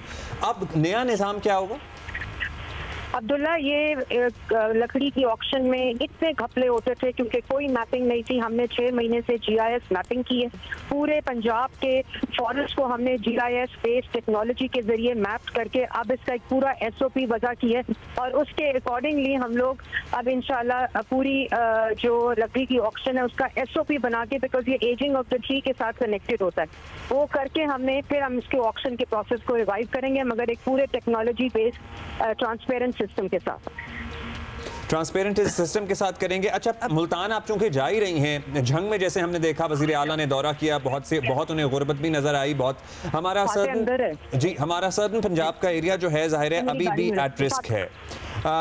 मरीम साहिबा, मुल्तान में हमारे नुमाइंदगान भी हमसे बात कर रहे हैं, वो कह रहे हैं कि कैपेसिटी के भी कुछ इश्यूज आ रहे थे, और वो आबादियाँ ज़ेरे आब आई हैं जो सेटल्ड आबादियाँ हैं, जैसे इससे पहले पक्के घरों वाली जिन्होंने नहीं सोचा था कि उनकी तरफ पानी आएगा, वो भी आबादियाँ ज़ेरे आब आ गई हैं, और लोग रिलीफ कैंपों में कम जा रहे हैं, कम रुक कर रहे हैं। People are reluctant. रिलीफ कैंपों में कैंप्स जाने का हमारे यहाँ पंजाब में रिवाज कम है, they prefer to go to their relatives places जो उनके अराउंड होती हैं। लेकिन हमने ज़्यादा से ज़्यादा कोशिश की है कि हम टेंट्स और रिलीफ कैंप्स में लोगों को रखें, क्योंकि फिर उनका एक पूरा खाने का निज़ाम भी इन प्लेस होता है, जिसके अकॉर्डिंगली हम उनको वो तमाम चीज़ें मुहैया कर रहे हैं। तो जो आबादियाँ वाटर बेड में नहीं हैं और वहाँ पानी गया है, तो जाहिर है वो कहीं ना कभी वाटरवेज ज़रूर हुआ होंगे। तो उसकी मैपिंग भी एक पूरी जो GIS बेस्ड है, वो चीफ मिनिस्टर ने उसका ऑर्डर दे दिया है। वो ये सब कुछ फ्लड के बाद जो डेटा आएगा उसके बाद अखज़ किया जा सकता है कि कौन से नेचुरल वाटरवेज थे, कौन से नए वाटरवेज हैं और कैसे उन कम्युनिटीज़ को रिहैबिलिटेट करने का प्लान होगा। अच्छा, एक और सवाल जो आ रहा है और बड़ा लोग कंसर्न है, लाहौर में जिन सोसाइटीज़ और जिन आबादियों में पानी आया है, रूडा का नाम ज़ाहिर लिया जाता है, उसमें तमामी हुकूमतों की कंट्रीब्यूशन है, तमामी ने उसको आगे बढ़ाया है। अब इसका मुस्तकबिल क्या होगा? वो जो प्लान था कि जी दरियाए रावी को हमने बहाल करना है और दरियाए रावी ने तो दिखा दिया कि वो कितना वसी हो सकता है। सो वो जो अब जिन आबादियों तक अब पानी पहुंचेगा, क्या आगे सैलाब आया तो तब भी पहुंचेगा या उसका कोई प्लान है जिस पे काम किया जा रहा है? देखिए, एक बात तो क्लियर हो गई है कि जो नेचुरल वाटरवेज हैं वो तो हैं, उनका पानी का वो रास्ता है। अब उसके अराउंड डेवलपमेंट को रिहैबिलिटेट करने की हमें ज़रूरत है। और अभी जब ये रूडा की वो एम्बैंकमेंट जहाँ उसका एम्बैंकमेंट्स की हाइट उसके अकॉर्डिंगली थी, जहाँ वाटर का लेवल था, वहाँ कोई नुकसान नहीं हुआ। तो हमें रूडा को भी रीथिंक करने की ज़रूरत है। और उसके ऊपर भी जो रूडा के CEO हैं वो एक कंप्लीट जो फेंसिंग के साथ एक स्टडी कर रहे हैं, और जैसे ही वो उसका भी स्टडी का रिजल्ट आएगा उसके अकॉर्डिंगली उसको भी रीसेट करने की ज़रूरत है। मरियम साहिबा, आपने जो लोगों को रीसेटल करने की बात की है जो कि उन एरियाज में आते हैं, रिवर बेड्स में, और पहले रहते थे, how fast can it be done और quickly can it be done? क्योंकि जैसे ये पानी नीचे जाएगा, ये सारे लोग नेचुरली वापस अपने घरों को जाने की कोशिश करेंगे और फिर जिनके घर खत्म हो गए हैं, कच्चे मकान, उनको रीबिल्ड भी करने की कोशिश करेंगे। Before all this investment and effort is done, क्या कुछ फैसले हो जाएंगे कि इनको रीलोकेट किया जाए? साइंटिफिक चीज़ है, ये फौरन नहीं हो सकती ये, लेकिन emergency situation, because next year इसी मानसून सीजन के लिए प्रिपेयर होना है। बिल्कुल। तो तकरीबन वो फैसले चीफ मिनिस्टर पंजाब ने ऑलरेडी टीम्स फ्लड के साथ ही पैरेलल टीम्स लगा दी हैं जो इन क्रिटिकल जोन्स को आइडेंटिफाई कर रहे हैं। और जो फैसले short term, medium term and long term, पहले क्रिटिकल जोन की रिहैबिलिटेशन है, फिर सेकेंड में आपका जो मीडियम गोल है, और फिर लॉन्ग टर्म आपको क्या करना है। तो वो तमाम चीज़ें एक स्ट्रैटेजी के तहत होंगी। और इंशाल्लाह जो अब मकसद ये है कि हम किस तरह, और मकसद इस इवैक्यूएशन और रेस्क्यू में ये था कि जानें बचाई जाएं। तो अब जो हमारी स्ट्रैटेजी होगी उसमें भी ये होगा कि जो रिहैबिलिटेशन या रीसेटलमेंट्स हैं वो अवे फ्रॉम वाटर बेड्स और वाटरवेज हो। Got it. बहुत शुक्रिया, thank you for your time Maryam. अच्छा जी, और हम फिर ये कहेंगे कि पंजाब की तारीख का बदतरीन सैलाब है। इसमें इस वक्त 3 दरिया बिखरे हुए हैं और हुकूमत जो कर रही है वो तो कर रही है, जो कर सकते हैं मुखैर हजरात अपने इर्द गिर्द लोग मौजूद हैं जो सेटल्ड हैं, जिनकी कंट्रीब्यूशन मानी रख सकती है, जिन इदारों की, जिन ऑर्गेनाइजेशंस की, जिन NGOs की, please step forward, come forward, अपने तय करें। आपको किसी इदारे पे एतमाद नहीं है, आप अब किसी ऐसे इदारे पे कर लें जिस पे आपका एतमाद है। आप अपने हाथ से कुछ करना चाहें करें, क्योंकि अभी तो ये खाना और चारे की बात हो रही है। वबाई अमराज can be a major issue. अच्छा जी, कुछ और भी चीज़ें हैं और कुछ और भी टेक रिलेटेड ख़बरें जो हैं वो भी हमारे पास हैं, और पंजाब हुकूमत इसमें काफ़ी पहल कर रही है। जैसे कि आपको बताएं कि पंजाब सेफ सेंटर अथॉरिटी ने थर्मल ड्रोन टेक्नोलॉजी की मदद से ना सिर्फ सैलाबज़दा इलाकों में फंसे लोगों की बर वक्त निशानदेही की है, बल्कि उन्हें बर वक्त रेस्क्यू भी किया है। इस पे हमने बात करनी है कि हाउ डिड शफीक अहमद साहब हमारे साथ हैं, SSP Punjab safe centres, safe cities authorities. बहुत शुक्रिया आपका शफीक साहब। शफीक साहब, ये थर्मल ड्रोन टेक्नोलॉजी कैसे काम आई है आपको इस आफत में? जी अस्सलाम वालेकुम जी, जैसे अभी बात हो रही थी जी कि सैलाब से जो इफेक्टेड एरियाज़ है वहाँ पे सबसे जो चैलेंज होता है वहाँ तक रसाई का होता है। तो अल्हम्दुलिल्लाह इस दफ़ा सेफ सिटी अथॉरिटी भी पंजाब के दीगर जितने रेस्क्यू के इदारे हैं, पुलिस इंतज़ामिया और 1122 PDMA के साथ शाना बशाना खड़ी है और हमारी टीमें फील्ड में मौजूद हैं। और this is first time in Pakistan के थर्मल ड्रोन टेक्नोलॉजी का इस्तेमाल किया गया है। मैं बताता चलूँ कि थर्मल ड्रोन टेक्नोलॉजी में हमारे हीट सिग्नल्स होते हैं जिनमें से से हम लिविंग ऑब्जेक्ट्स जिनमें ह्यूमन बींग्स हैं या उनमें लाइफ स्टॉक है उसको आइडेंटिफाई किया जाता है, और आइडेंटिफाई करने के बाद एक टारगेटेड ऑपरेशन में हमें मदद मिलती है जिससे हम बहुत सा अपना रिसोर्सेज को भी सेव कर सकते हैं और इफेक्टिवली यूज भी कर सकते हैं जी। अच्छा, ज़बरदस्त। ये आप हमें ये बता सकते हैं शफीक साहब कि ये प्री प्लान था, ये ऑलरेडी आप इस पे काम कर रहे थे, फोरसी कर रहे थे कि ये सैलाब आए, या फिर ये किसी भी इवेंचुअलिटी किसी भी डिज़ास्टर में ये टेक्नोलॉजी आप लोग इस्तेमाल करते हैं? देखिए जी, मैं आपको बताता चलूँ कि इस दफ़ा हमें अल्हम्दुलिल्लाह पंजाब गवर्नमेंट की बहुत सपोर्ट है, और हमारी जो police command, visionary police command है, और सेफ सिटीज़ में ना सिर्फ हम ये ड्रोन टेक्नोलॉजी को ऑलरेडी हमारे पास ये मौजूद थी, बल्कि हम आर्टिफिशियल इंटेलिजेंस के ज़रिए भी हम क्राइम डिटेक्शन प्रिवेंशन में हम अपना रोल प्ले कर रहे हैं डिफरेंट ऐप्स के ज़रिए से। और इंशाल्लाह आप देखेंगे कि आइंदा आने वाले दिनों में टेक्नोलॉजी बेस्ड पुलिसिंग जो है इंशाल्लाह पूरे सूबे में उसको नाफिज किया जाएगा जी। शफीक साहब, कोई फिगर्स होंगे आपके पास शेयर करने के लिए कि इस टेक्नोलॉजी के थ्रू आपने कितनी लिविंग थिंग्स, इंसान हो जानवर हो जो भी है, जिनको आपने डिटेक्ट किया, आइडेंटिफाई किया और फिर रेस्क्यू करवाया या किया? देखिए जी, हमारे पास इस टाइम कोई तकरीबन जब से ये सैलाब आया कोई 2000 से ज़्यादा 15 की कॉल्स हमें यहाँ पे रिसीव हुई हैं, और उन कॉल्स के ऊपर हमने रैपिड वहाँ पे रिस्पांस करवाया है, और अल्हम्दुलिल्लाह हज़ारों की तादाद में कोई 13 हमारे डिफरेंट सिटीज़ में हमारी जो टीम्स हैं वो इस टाइम ऑपरेशन कर रही है, जैसे आपकी स्क्रीन में भी नज़र आ रहा है। तो अल्हम्दुलिल्लाह कोई अराउंड 5000 से ज़ायद लोग जो हैं वो ड्रोन टेक्नोलॉजी की मदद से, अभी रिसेंटली चीफ मिनिस्टर साहिबा का विजिट था झंग में, वो वहाँ पर भी गई हैं, तो कोई 300 के करीब हमने झंग में एक एरिया से लोगों को ड्रोन टेक्नोलॉजी से करवाया, साहिवाल में, उकाड़ा में, इसी तरह डीजी खान में, सियालकोट में बहुत इफेक्टिवली ये ऑपरेशन हमारा चल रहा है। और अल्लाह का शुक्र है, मैं आपको बताता चलूँ कि जी इस ड्रोन टेक्नोलॉजी की मदद से हमारे बहुत सारे रिसोर्सेज जो हैं हमें उसको इफेक्टिवली हमने यूज़ किया जी। बहुत सारे पैसे भी बचते हैं मतलब, और जाहिर है बहुत से आदत तरीके जो इस्तेमाल किए जाते हैं। अब जैसे जैसे सैलाब आगे बढ़ रहा है, जैसे जैसे आबादियाँ ज़ेरे आब आ रही हैं, वैसे वैसे आप लोग अपने ड्रोन्स और अपने टेक्नीशियंस मूव करते जा रहे हैं क्या? जी बिल्कुल जी, मैंने जैसे आपको बताया कि इसमें एक कोऑर्डिनेटेड एफर्ट्स है, तमाम इदारे मिलकर काम कर रहे हैं, और सेफ सिटी जहां भी हमें उनको डिमांड की जाती है हम वहां पे जाकर उसका एरियल सर्विलेंस की जाती है ड्रोन के जरिए। और ये मैं बताता चलूँ कि इसमें 24/7 दिन रात हम पूरी उसकी जो थर्मल इमेजिंग है वो हम ले रहे हैं, बल्कि आपकी स्क्रीन पे ये आप दिखा भी रहे हैं कि इसमें बहुत इफेक्टिवली लोग अपनी छतों पर मौजूद हैं, या किसी जगह पे वो ऐसी जगह पे जहाँ पे कोई पहुँच नहीं सकता, तो एक दफ़ा थर्मल से उसका व्यू लेने के बाद ड्रोन से हम उनको बड़ वक्त टाइमली उसको हम मदद पहुंचा रहे हैं जी। बहुत शुक्रिया शफीक अहमद चौधरी साहब। अच्छी बात यह है कि सारे रिसोर्सेज जो हैं इस्तेमाल हो रहे हैं, मतलब टेक्नोलॉजी हो जाए, मैन पावर हो जाए, what ever is available, because आफत भी तो किस नौयत की है, and as it is these are the things, ये फ्यूचरिस्टिक चीजें, what ever they need to be done. और टाइम ही खत्म हो गया जी, इतनी टाइम ही खत्म हो गया। हाँ जी, और कुछ बातें रह गई थी, क्रिकेट की भी हमने बात करनी थी। In any case, will see you tomorrow.